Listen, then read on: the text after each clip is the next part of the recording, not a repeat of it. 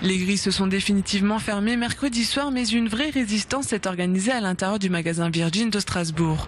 L'endroit a été fermé 3 jours plus tôt que prévu pour raison de sécurité selon la direction. Libraire chez Virgin depuis 4 ans, Valentin Schall fait partie de la résistance. Il s'apprête à y passer sa 3e nuit. C'est une espèce de victoire dans le sens où maintenant le magasin est sous notre contrôle à nous.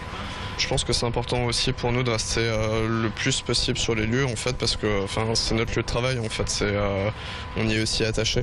Au niveau de l'ambiance, on essaie d'être tous soudés entre nous. C'est pas forcément évident parce qu'il y a toujours des dissensions, des avis qui divergent, etc. Après on essaie de faire ce qu'on peut. Au niveau des conditions, disons qu'on est équipé de briques et de broc, on a fait beaucoup appel à nos proches en fait et à nos amis pour qu'ils nous ramènent des choses. Des sacs de couchage, de l'eau, des fruits, tout ce qui peut nous être utile en fait. Il fait très chaud.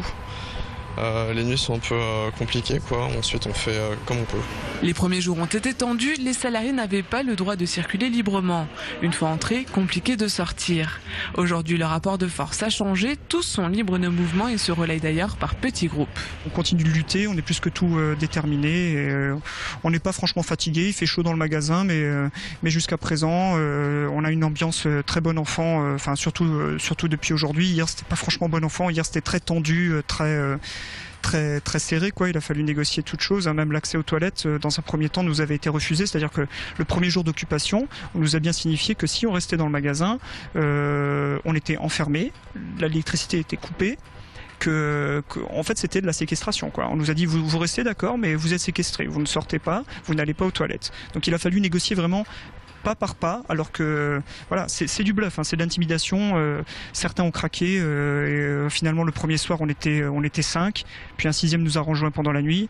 Hier soir on était 8 et le but c'est pas non plus qu'on dorme ici à 15 tous les soirs, c'est pas ça l'intérêt. L'intérêt c'est d'occuper. Partir oui, mais dignement, le message est clair et cela passe par un budget de 15 millions d'euros revendiqué pour financer les départs contre 8 millions d'euros proposés à la base pour les salariés de Virgin employés en France. Une revendication qu'à Strasbourg, comme partout ailleurs, personne n'est prêt à lâcher. Pour le moment, pas de solution de reclassement. Ces salariés ne sont d'ailleurs pas encore prêts à tourner la page. À l'heure actuelle, on n'a pas encore fait le deuil quelque part de ce magasin, de ce travail, de cette passion qui nous a animés pendant des années. Donc là, on n'est pas dans l'après, on est dans le moment présent. Il va falloir qu'on digère tout ça, mais ça va se faire ensuite. Et donc là, non, nous, on n'est pas dans la perspective de carrière qui va qu'on va forcément avoir. On n'est pas là-dedans.